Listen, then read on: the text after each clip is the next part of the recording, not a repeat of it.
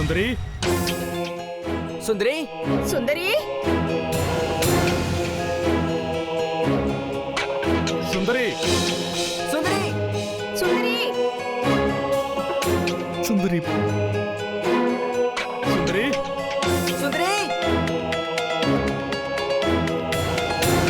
சுந்தரி சுந்தரி அம்மா சுந்தரி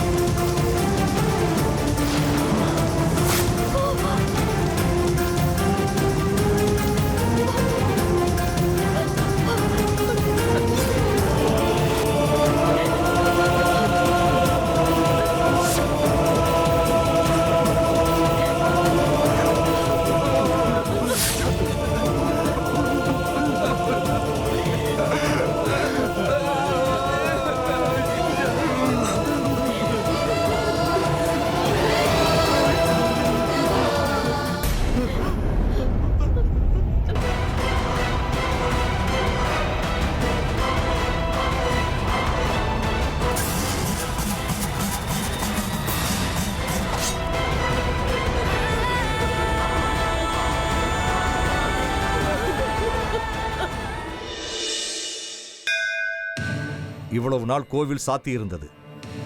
பூஜை புனஸ்காரம் எல்லாமே நிறுத்தி வச்சிருந்தோம். அதுக்கு பிராயச்சித்தமா இன்னைக்கு கோவிலை சுத்தம் பண்ணி அம்மனுக்கு அலங்காரம் அர்ச்சனை எல்லாத்தையும் பண்ணி ஆகணும். இது எல்லாத்தையும் நானே பண்றேன். எல்லாம் முடிஞ்சு நானே கர்ப்ப கிரகத்தை திறக்கிற வரைக்கும் நீங்க யாருமே உள்ள வர வேண்டாம். யாரும் வராம நீங்க பாத்துக்கோங்க. புரிஞ்சுதா? என்னாச்சு? தப்பாயிடுச்சு குருவே. எங்கன்னு எனக்கு தெரியல. பலி கன்னிகை எப்படி மாறுச்சு? நீங்க காட்டின பொண்ணு மல்லி மேல இருந்து பாறையில விழுந்து செத்து போயிட்டா. அதுக்கு அத உங்களுக்கு சொல்லலான்னு வந்த. அப்புறம் ஏன் சொல்லல? நீங்க பூஜையில இருந்தீங்க. அப்போ உங்களை தொந்தரவு பண்ணக்கூடாதுன்னு உத்தரவு போட்டிருந்தீங்க. அதை விட கோரமான ஒரு விஷயம் நடந்து போச்சு. என்ன தண்டனை கொடுத்தாலும் ஏத்துக்க தயாரா இருக்கேன். இத்தனை வருஷத்துல இந்த மாதிரி ஒரு தப்ப நீ இதுவரைக்கும் செஞ்சதே கிடையாது. என்னோட மூளை மழுங்கி போயிருந்தது. வேற பலி கன்னிகையை கொண்டு வர சொன்னது யாரு? விருப்பாட்சி சாஸ்திரி. அதான் இந்த ஊர்லயே அஷ்டலட்சணங்கள் உள்ள கன்னிகை இருக்கால, அவளையும் பலி கொடுக்க கூடாது. இந்த ஊர்லயே இருக்காளா? அதுவும் அஷ்டலட்சணங்களும் நிறைஞ்ச பலி கன்னிகையா?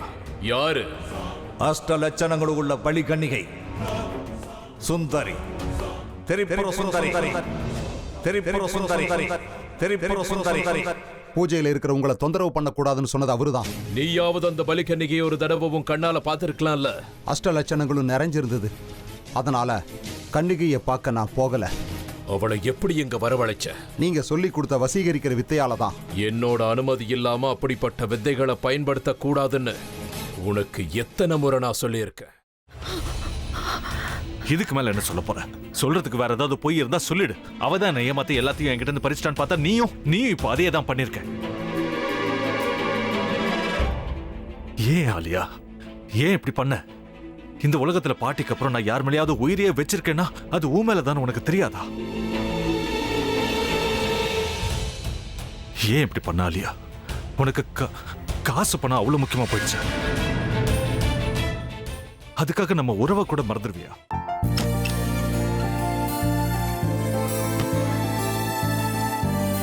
சக்தி சக்தி ஒரு நிமிஷம்.